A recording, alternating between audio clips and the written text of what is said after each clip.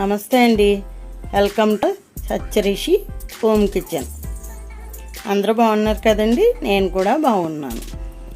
అయితే ఇప్పుడు mango juice ఎలా తయారు చేసుకోవాలో చేసి చూపిస్తానండి. దీనికి పెద్ద ఇంగ్రీడియంట్స్ కూడా అవసరం లేదండి. పాలు, ఒక మామిడి పండు, ఐస్ క్యూబ్స్, పంచదార ఉంటే సరిపోతుందండి.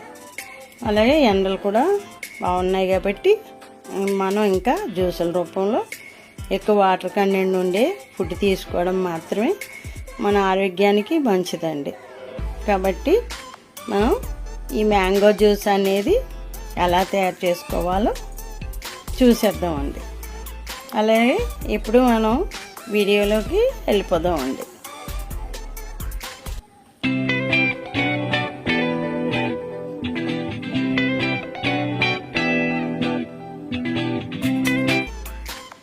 ఒక మామిడి పండు తీసుకుంటున్నానండి. ఈ మామిడి పండు బాగా ముగ్గి ఉండాలి, ఎందుకంటే మెత్తగా ఉంటే జ్యూస్కి బాగుంటుంది. దాన్ని శుభ్రంగా కడిగేసుకొని పైన తొక్క తీసుకోవాలి. తొక్క తీసేస్తున్నాను, ఇంకా శుభ్రంగా తీసాను.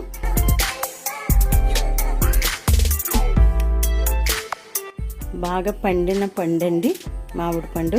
చూసారా, చూడడానికి చాలా చాలా అందంగా ఉంది, చాలా బాగుంది.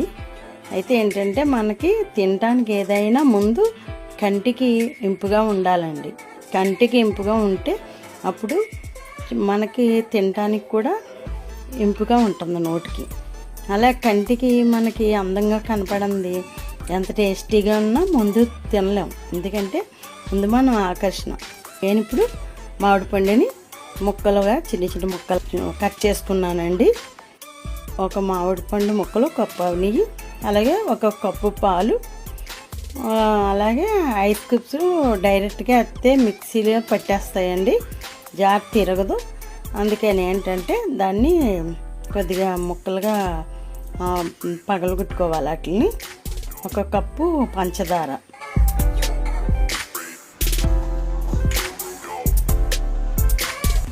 ఒక నిమ్మకాయ చెక్క, ఇవన్నీ ముక్కలు చేశాను. ఐస్ క్యూబ్స్ని అలా డైరెక్ట్గా వేయకుండా, ఎందుకంటే కొద్దిగా అట్లని బదులు కొట్టడం వల్ల చిన్న చిన్న ముక్కలుగా కొట్టుకొని వేసుకుంటే బేగా కూడా జార్లో తిరిగేయడానికి అవకాశం ఉంటుంది, జార్ కూడా పాడవదు. ఇది జ్యూస్ మిక్సీ. దాంట్లో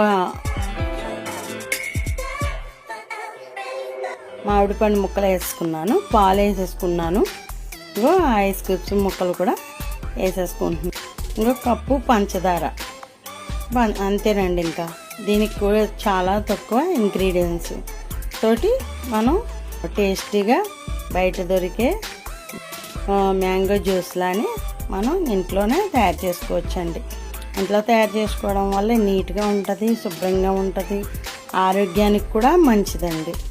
ఎందుకంటే ఎక్కువ అనేది మనం బయట ఫుడ్ తీసుకుని పని లేకుండా వీలైనంత వరకు ఇంట్లోనే మనం తయారు చేసుకొని తీసుకుంటే బాగుంటుంది.